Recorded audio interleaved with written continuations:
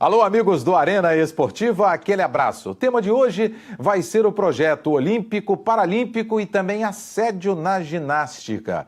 Para o assunto temos o deputado Gilberto Palmares. Deputado, mais uma vez aqui no Arena, quero agradecer a sua presença. Não, eu que agradeço a possibilidade de discutir as ações aqui na Assembleia Legislativa, as lutas aqui na Assembleia Legislativa, também ligadas à questão do esporte. Ok, deputado. Bem, o assunto da Olimpíada e da Paralimpíada, o que trouxe de proveitoso para o esporte de um modo geral? Os Jogos Olímpicos se realizaram em 2016. Já vamos para 2 anos de competição.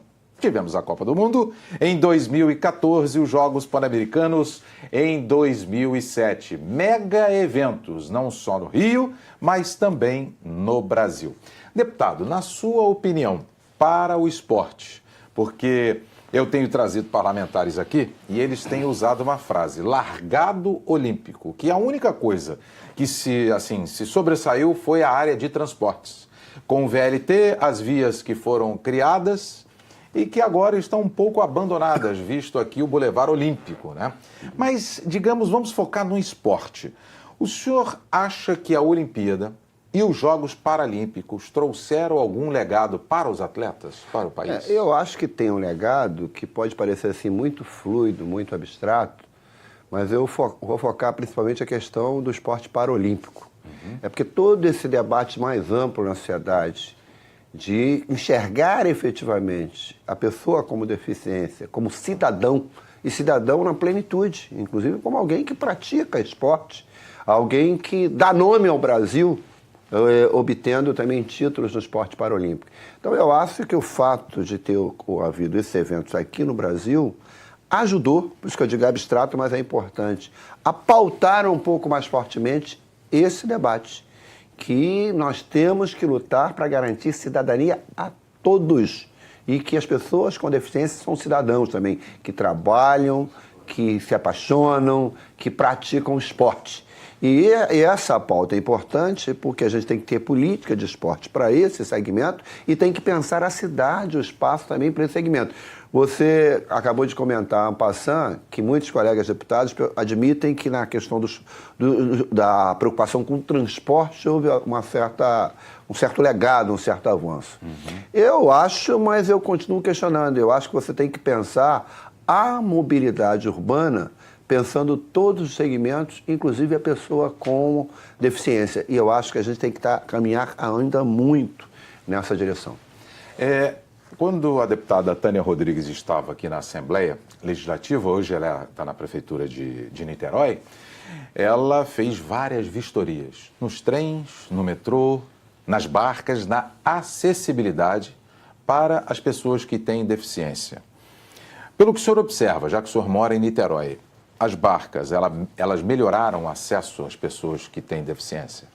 Eu tive a oportunidade, ao lado de outros deputados, de aprovar aqui algumas emendas e algumas leis que têm a ver com essa questão. Você olha o metrô, que é extremamente importante. Hoje parece paisagem. Você olha lá em qualquer estação do metrô, você vê o elevador. Mas se a gente recuar 10 anos atrás no tempo, não existiam os elevadores nas estações do metrô. E pouca gente sabe que aquilo foi uma luta travada aqui na Assembleia Legislativa. Óbvio que cobrado pelas entidades de pessoas com deficiência, as entidades representativas de mulheres, nós aprovamos uma lei, a partir de um projeto que eu apresentei, criando a obrigatoriedade que todas as estações do metrô fossem adaptadas para propiciar o embarque e o desembarque com mais tranquilidade para idosos, para gestantes, para pessoas com deficiência. E dessa lei é que veio os elevadores nas estações do metrô. E na barca, a partir do trabalho que a gente fez na CPI, a gente fez muita denúncia, era aquele absurdo. Às vezes a barca ficava balançando, tinha aquele vão entre a barca, você via pessoas com dificuldade. E medidas fáceis, como tipo botar esse tapete metálico que agarra as coisas, facilitam a acessibilidade, entre o pier e a barca, reduzem a insegurança. Aquele corredor que hoje tem nas estações de Niterói, aqui do Rio de Janeiro, também é fruto de uma emenda que nós fizemos aqui, a Lei 6138 de 2011. A gente acrescentou uma emenda criando a obrigação de que a concessionária de barcas tinha que trabalhar para melhorar a acessibilidade. Daí veio medidas como essa do tapete metálico, daí veio o corredor para dar prioridade. Então, eu estou citando isso porque é importante. Claro. Às vezes parece que as coisas aqui na Assembleia Legislativa ficam alheias aos problemas concretos da população. E essa é uma luta, né? Eu tenho travado essa luta, outros deputados, o deputado Márcio Pacheco é uma pessoa também com sensibilidade nessa questão, para garantir cidadania a todos, inclusive as pessoas com deficiência. Na Paralimpíada, deputado, o Brasil sempre se saiu muito bem. Medalhas de ouro, prata, medalhas de bronze, até melhor do que na própria Olimpíada. Mas nós não temos o que São Paulo tem, que é um centro paralímpico. Falta isso no nosso município, na nossa cidade. Mas, recentemente, eu vi o presidente da Aglo, que é a agência que cuida das arenas, né, que é do Ministério do Esporte, o Paulo, que esteve aqui na própria Assembleia Legislativa e virá novamente ao nosso programa, que as arenas estão à disposição. Foi o que disse o Paulo Mário, presidente da Aglo. Agora, o que falta para que as arenas possam receber os desportistas paralímpicos? Os equipamentos. E aí cabe ao Comitê Paralímpico Brasileiro e às federações para que possam ajudar, ou até mesmo o Ministério do Esporte a nível federal. Então isso ainda falta na nossa cidade, um centro de treinamento como já tem no interior de São Paulo. Não, eu concordo. Eu acho que é fundamental uma mobilização maior, né, na questão do esporte de uma maneira geral e particularmente do esporte paralímpico. E é óbvio que se a gente vê a história de qualquer atleta que consegue honrar e levar o nome do Brasil, ganhando um título, ganhando uma medalha, vai a história de superação, e não é superação porque é uma pessoa com deficiência, não. Superação por não ter incentivo, às vezes, do poder público e da sociedade a poder treinar a instalação adequada, como verdade. É a questão do parque. Então, eu acho que é preciso, sim, é preciso, inclusive, que o orçamento das várias instâncias do poder público, a União, o governo estadual, que é o nosso aqui, do Rio de Janeiro, e os governos municipais, efetivamente invistam. Eu queria abordar um outro assunto. Pois não, deputado. Você tem a questão dos clubes. Até uns 20, 30 anos atrás, você morava no Grajaú, você morava na Tijuca, você morava em Niterói, no Barreto, no Fonseca, você morava no município do interior do estado, você tinha aqueles clubes que você costumava frequentar, ia fazer ginástica, fazia festa de aniversário, fazia natação. Os clubes, salvo algumas exceções, vêm enfrentando uma dificuldade enorme. O mundo mudou, o estado mudou, hoje você faz um condomínio, tem lá sempre uma piscina, tem um salão de festa, e isso reduziu a atratividade dos clubes. Nós temos, se você listar ao longo do Rio de Janeiro, um conjunto enorme de clubes importantes, de tradição, com instalação boa. Eu não entendo por que o poder público faz tanto em parceria, né?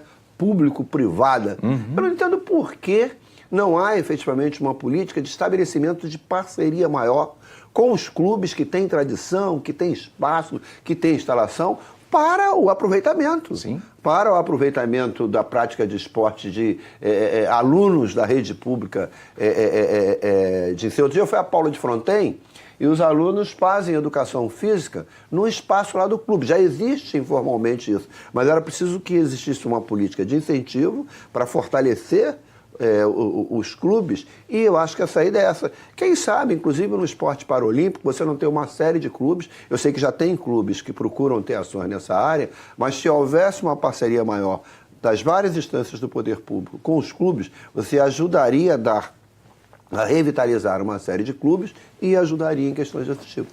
Vamos falar aqui da nossa ALERJ, da Assembleia Legislativa. A ALERJ, os senhores como deputados, o senhor como parlamentar, a ALERJ tem como ajudar o esporte olímpico e paralímpico, por exemplo, no centro de treinamento que tem no interior de São Paulo. É possível que o nosso estado, que vive hoje uma crise, sei que agora não dá, mais para frente, termos projetos, leis, que possam ajudar o esporte olímpico e paralímpico na construção, juntamente com a prefeitura e iniciativa privada, de um centro paralímpico e olímpico? Eu acho que eu acho que a gente tem que colocar, o problema é colocar essas questões na ordem do dia. O problema é a gente quebrar ainda alguns preconceitos que acham que determinadas questões são questões menores. A questão do esporte não é uma questão menor. A questão do esporte é uma questão importante no combate à violência. Na socialização, né? A questão do esporte é uma questão importante na formação de valores de convivência, mesmo os esportes de natureza individual criam a possibilidade de, então, quebrar esse estigma ainda existente em algumas áreas. O poder público tem que ter, sim, como uma das suas preocupações, investir para possibilitar o chamado, inclusive, esporte de massa, porque a gente sabe que todos os países que se destacam no esporte, às vezes tem um cara que chega lá no topo, mas é porque ele facilita que a grande maioria da população, as pessoas que têm interesse, possam praticar o esporte. Então, eu acho que a gente devia colocar como uma questão central no programa do nosso Estado do Rio de Janeiro, para aqueles que pensam a questão do esporte, particularmente o esporte paralímpico, essa questão do centro de treinamento. É perfeitamente possível, saindo da crise, que o governo destine recursos aí, e é perfeitamente possível fazer parcerias com a própria sociedade civil. A gente vê, por exemplo, nós temos as arenas, que é no Parque Olímpico, lá na Barra da Tijuca. Agora, interiorizar também seria importante, porque muitos não têm recursos de virem do interior do norte do estado, né, ou da região sul do estado, ou da região da Costa Verde, para a capital. Poderia ser uma solução também interiorizar, como fez São Paulo? Não, eu acho que em tudo, né? O Estado do Rio de Janeiro, do ponto de vista do seu tamanho, da sua dimensão, é uma das menores unidades da federação. Mas mesmo assim são 92 municípios.